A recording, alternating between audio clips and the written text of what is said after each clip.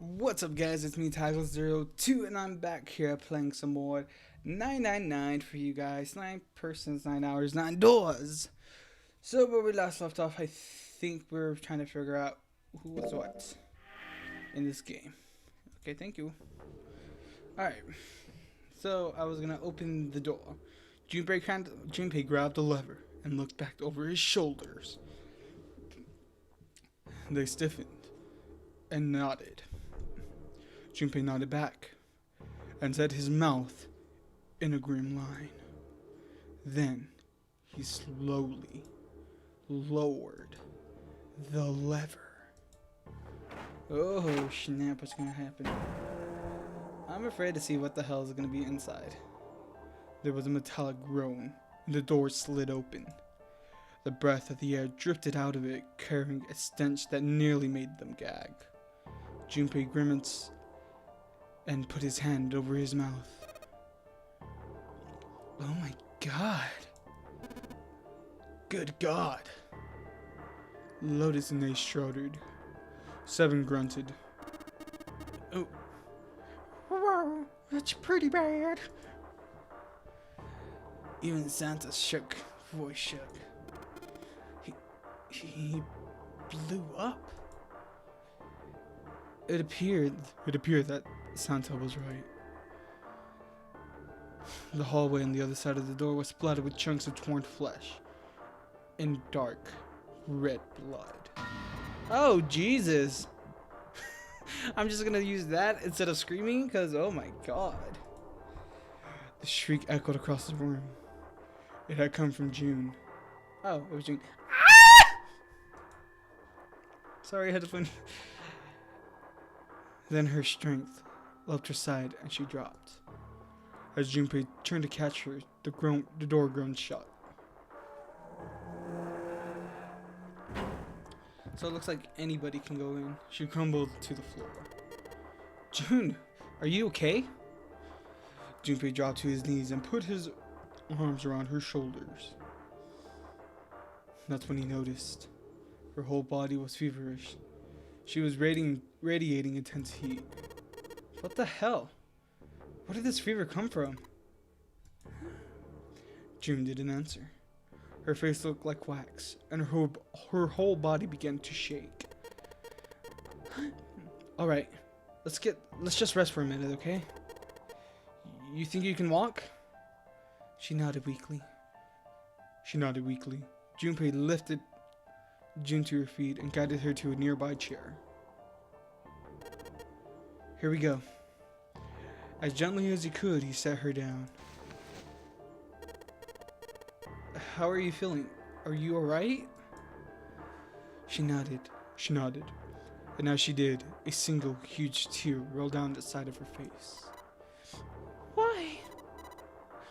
Why did this happen? Her voice cracked, broke in misery and grief, and choked by sobs. Why did this happen? Junpei spun around. Do any of you know what the fuck is going on here? Who's Zero? What is this nunnery game? Come on, anybody. Anything. What the hell is going on? What are we doing here? No one spoke. Ace, Snake, Santa, Clover, Seven, and Lotus. They simply stood there. 7 pairs of downcast eyes and 7 grim lines for mouth. June's body shook with silent sobs. They slowed as a minute ticked by, and eventually they stopped. Damn, that was pretty grim. I wasn't expecting to see that much blood in a Nintendo game. Then suddenly, ooh, excuse me, I got the hiccups. Then suddenly, in the cold, heavy silence that had enveloped them in like a thick fog, a bell began to ring. The clock in the central hall, 7, 8, 9, 10 times. Fucking hour went by already? And then on the 10th ring, it stopped. Then the sound of the bell faded away into silence. It's 10 o'clock then. As Ace said what each one of them had been thinking. 10 mean, it's been an hour since Zero's little announcement. Seven's deep. His voice isn't deep. I'm so sorry. Seven's deep voice echoed across the room. Fuck. I had enough of this crap. Santa leaped to his feet. His fist clenched. How long are we gonna pussyfoot around it like this? We only got 8 hours until this time limit Zero is going to. Let's get going already. Go! Gadget. Time. Stopper. Sansa's outburst fell on deaf's ears. No one seemed to agree with him. They stared back at him, their eyes blank and their faces tired. Finally, Lotus spoke. No, I refuse. I'm not going to end up like him. Oh, my bad.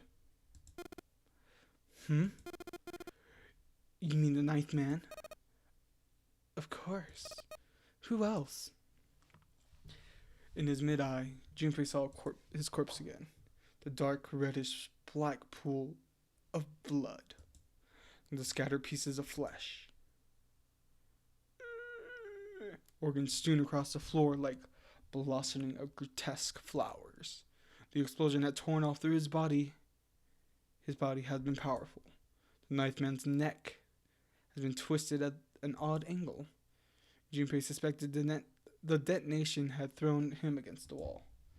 Half of his face was crushed, and the other half was covered in blood.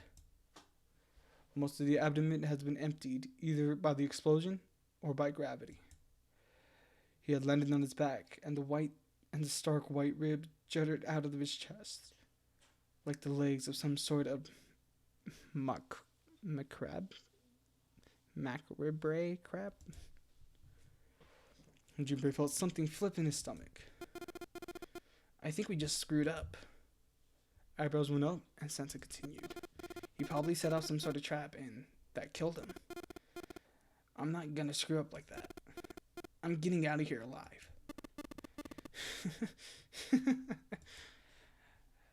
Whatever Snake was laughing at, Santa did.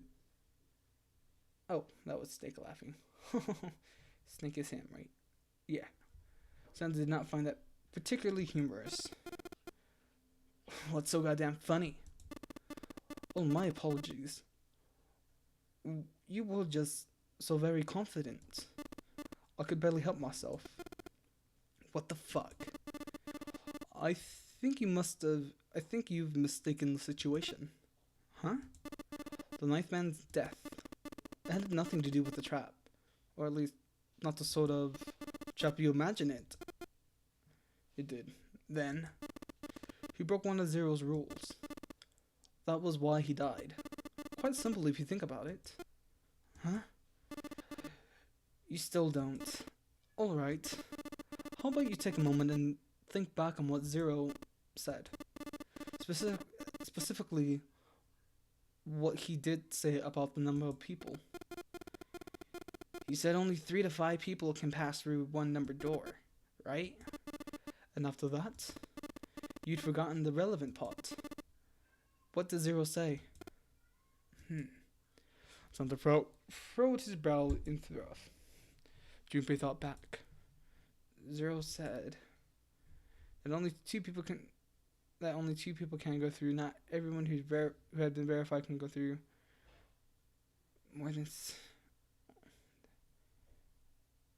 That everyone who verified had to go through. All those who entered must leave, and all who entered must contribute. Right? I think that was something like that. Whatever it was, that groups of less than 3 or more can go through. That is correct. That is correct. A gold star for you, Junpei. Snake inclined his head toward Junpei. The ninth man, however, broke the rule. He tried to pass through the numbered door by himself.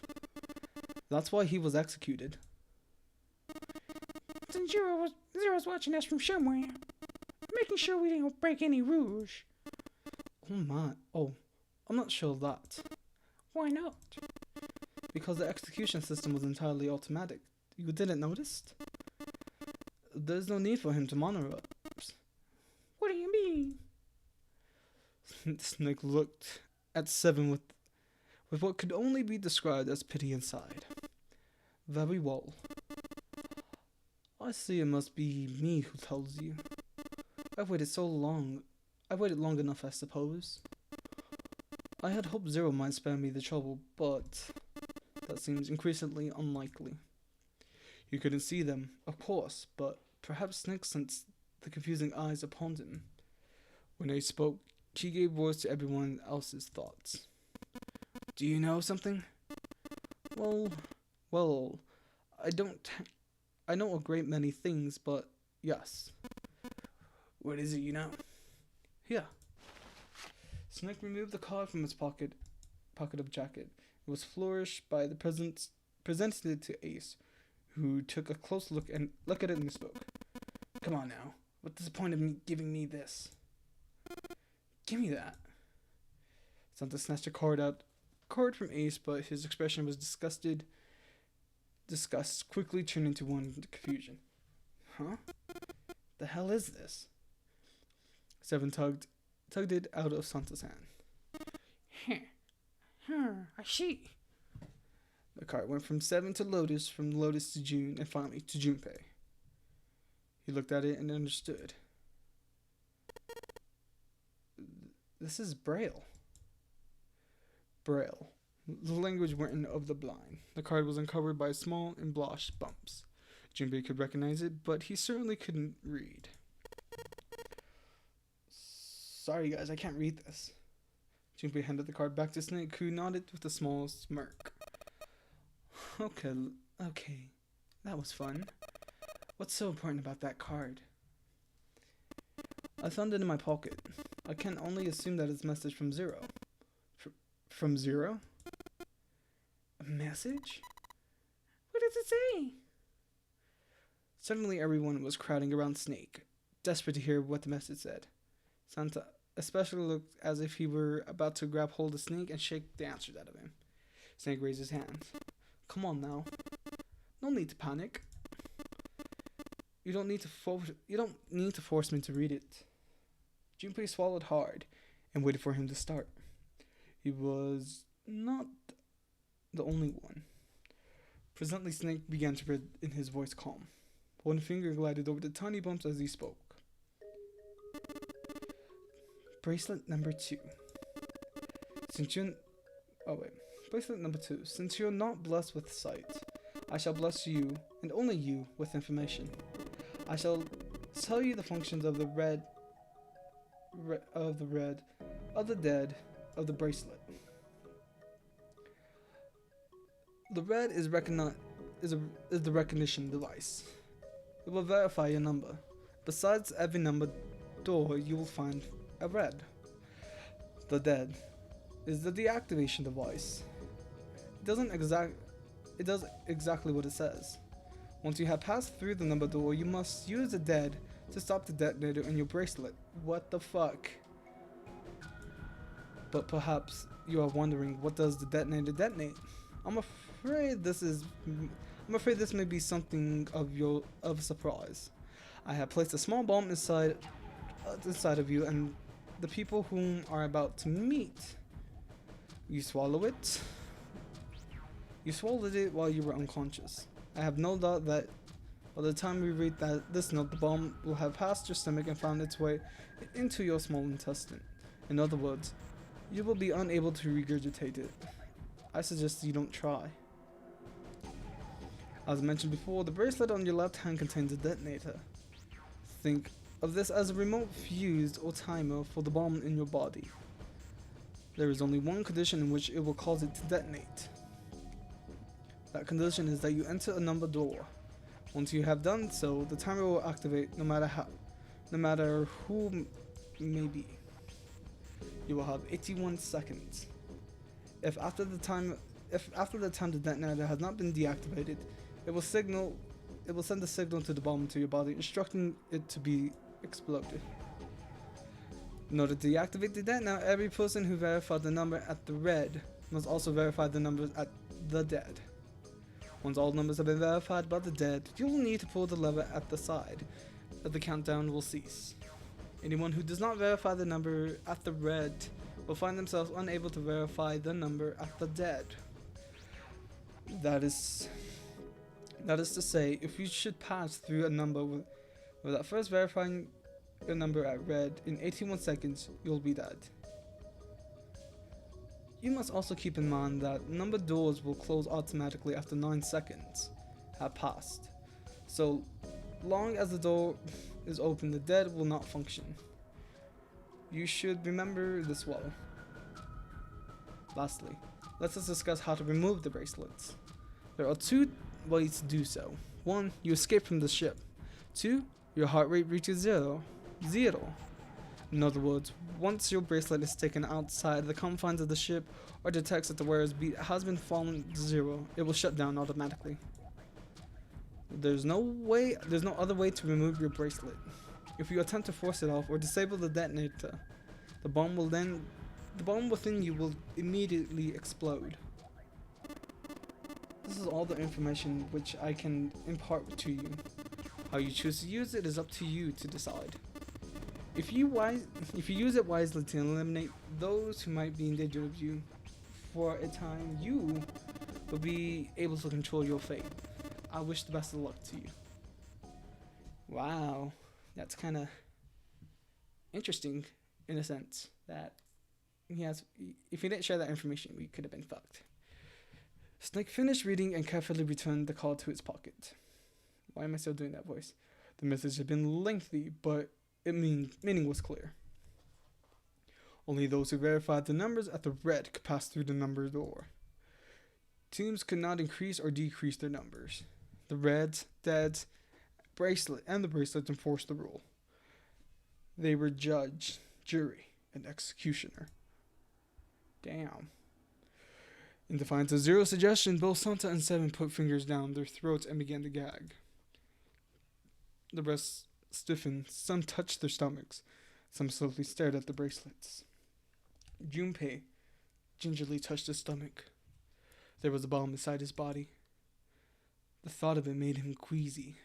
His stomach felt oddly hollow, and his legs were weak. Why had Zero designed such a ludicrous game? Junpei looked over at the others. Alright, I'm gonna ask one more time. Do any of you know anything about Zero? They were all in silence, each person waiting to hear what the other would say. Finally, Santa spoke. Actually, I saw him. I saw Zero when I got grabbed. I didn't see his face though. Son of a bitch was wearing some kind of gas mask. Oh, what the hell? Come on guys, give me something. You know, like surprise or something. Instead, it was Santa who looked surprised. There was a moment of silence and then everyone spoke at once. Yeah, I saw him too. Me too. He was wearing a gas mask. As the stories were sorted out, the truth became clear. All of their stories were the same. They had been abducted at home at midnight. The person claiming to be Zero had worn a gas mask, and there had been white smoke, and each person had passed out.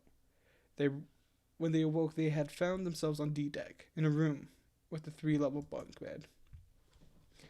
Only seven stories seemed to lack detail from the others. Oh, me. Well, yeah, well, mine's is just like the rest of yours. And that's all he said. It had occurred to Junpei at the time that it sounded somewhat strange, but he didn't press the issue. He hadn't done so because there was something that struck him even stranger. That was the mystery of the relationship between Snake and Clover. For some reason, they had been abducted from the same room and awoken in the same room. Do you have pimples? I barely noticed that. Junpei looked towards them thoughtfully. So, what's the deal with the two of you anyways? It was Clover that answered. Clearly she felt she had nothing to hide. We're siblings. Siblings? Yes. Snake's my older brother, obviously. That means I'm his little sister. That's really so hard to understand? Junpei was taken aback. The others seemed just as surprised. She is correct, of course. I like how he has the accent and Clover doesn't have the accent. I'm not changing that. He laid his hand on Clover's shoulder. Are you surprised? Well, yeah, but... Well, yeah, but... Why? There are other people here with connections to one another. Those two, for instance. Snake pointed at Junpei and June. Oh, you mean between Jumpy and me? Yes. You did say you were childhood friends, didn't you? You went to school together. Yeah. June glanced at Junpei, uncomfortable with the sudden attention. Junpei felt somewhat nervous as well, and they tried to scratch their heads as casually as possible. Hey, you think maybe you could figure out what Zero is anyway this week? You're right. You connect the dots between your victims, and that leads you to the perp. Textbook stuff. Junpei, June. Does any of this ring a bell? Ring a bell? Ring a bell? Ring a bell? They looked at one another. And like it was staged, they both tilted their necks at the same time. Well, perhaps you went to the school with the son of a multimillionaire? A multi-millionaire? Son? Well, somebody brought us to this boat and set up all this up. Whoever Zero is must be incredibly rich. Well, we can't be for sure on that. To me, it seems as though it's the work of an organization, not an individual. Zero is most likely simply the representative of a larger group. What sort of organization? It could be a number of things. An army, perhaps a research group, perhaps it's some sort of psychological experiment. If it is, then it's a pretty fucked up experiment. I mean, come on, a guy's dead. Oh, this is true. The word dead hung in the air, heavy and ominous. The room went quiet again. I don't know who the hell this Zero asshole is, but I know for sure he's got to be pretty fucked up in the head to do all this. If this is one guy, then he's got some serious issue. He does have some issues. I don't know. I thought I was going to choose a rune, but it's more story progression. We have done this in the past, guys.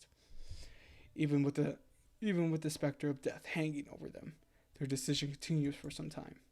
In the end, however, they learned nothing. Nothing in it. Holy shit, that took 30 minutes of their time away. Oh, an hour and a half. By the time they finished, 1.5 of their 9 hours were gone. All they had to show for it was impatience. Man, look, we only got 7.5 hours left, okay? You really sure you want to just sit around? No one was willing to argue at this time. Very well then. There's only one way for us to proceed. Sure not gonna be fun running around. No, we gotta jump. When Zero shares, jump. Well, it's stupid to sit around here doing nothing. Thanks to Snake's card, at least we have some idea on how this all works. Correct. As long as we follow the rules, we will most likely be alright. But what? Who's gonna go through which door? June looked towards the number door. Oh yeah, that's right. We have more than 5 people in one door. All 8 of us can't go through the same door. Then it will seem we have to split up. Wait, what? Lotus looked terrified. I'm telling you now, there's no way in hell I'm gonna go through that 5 door. Come on. Come now, don't be selfish. Call me whatever the hell you want. I'm not going through in there. I'm not going to walk through that blood. I'd rather stay here. And we were doing so well. He shook his head sadly.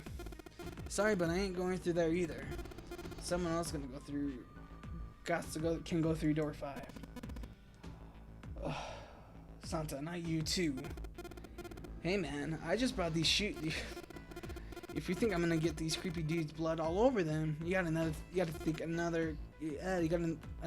coming. That was the last straw. What the hell, man? Weren't you the one who kept saying we should get going? Yeah. So? That doesn't mean I want to go through door 5. Oh god. There was an awkward silence. Finally, Seven spoke. Fine. I'll go through door 5. I can't go through it alone, though. Anyone else willing to go with me? And there was another long silence. This time, Snake was the one to break it. I'll go. What? Don't worry, I'll be fine. We may pop now, but I'm certain we'll meet again later. How do you know that? Because I do. That's not an answer. If you're going, I'm going too. I'm going into door 5. What am I gonna do with you? There's nothing you have to do. He stepped forward. If I join you, the problem solved, correct? Is 7 and Snake is 2, and if Clover is 4, and my 1, the digital root would be 5. 14. Oh, it is. Okay. Oh, it works perfectly. Then the 4 of us can go through into door 5. Wait, what about the other 4? What's their Jijiru gonna be? Junpei did quick mental calculations. Lotus, Santa, June, and Junpei remained. The bracelets numbered were 8, 3, 6, and 5. And what would the Jijiru be? Hold on, 8. So let's see, I got 9, 14, 24, 8, 9, 10, 11, 17, 22, 4. Yeah, I just did a root before. Yeah, there we go, baby. I'm done my math. He repeated what he determined. It's 4. Add up our bracelet number and then Jid root is 4. Then we can go through door 4. Yeah, huh. That worked out well. Junpei ran over the team's assessment in his head one more time. 4 people will go through door 5. 7, Snake, Clover, and Ace.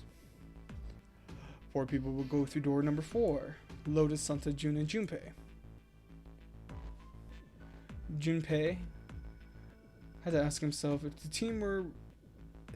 teams were what they really wanted. Beyond door 5 was remains of the 9th man. He never wanted to see that thing again, but something inside him said it would be unwise to examine the corpse even a little closer. Of course, if he went through door 5, he wouldn't be going with Lotus and Santa. True, it would be possible for him to bring June with him through door 5, but that would mean she would have to see the horrific carnage await them. Junpei didn't want that.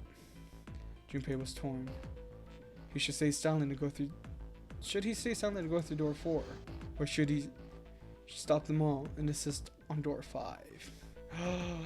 Ooh. Alright guys, so I think I'm going to end this episode here. I think it seems like a good stopping point. So if you guys enjoyed this episode of 9 Doors, 9 Hours, 9 Persons, make sure you guys do a like, thumbs up, favorite down below. Of course, click up there to subscribe so you guys can get updates on 999 and all my other series that I have out as well. If you guys enjoyed this episode, I just said that right now. I don't know why I'm repeating myself.